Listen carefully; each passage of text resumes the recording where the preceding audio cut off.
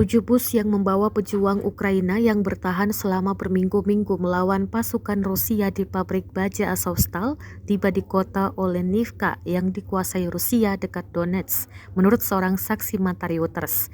Dilansir Al Jazeera, kantor berita TASS mengatakan Komite Investigasi Rusia berencana untuk menanyai para tentara. Banyak dari mereka adalah anggota batalion Azov sebagai bagian dari penyelidikan atas apa yang disebut Moskow sebagai kejahatan rezim Ukraina.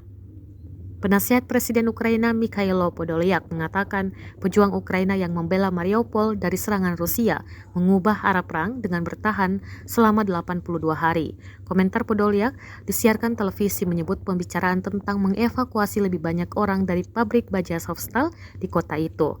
Azovstal menjadi benteng pertahanan terakhir setelah berminggu-minggu pengepungan dan pemboman Rusia sulit, tetapi ada harapan mereka akan berhasil.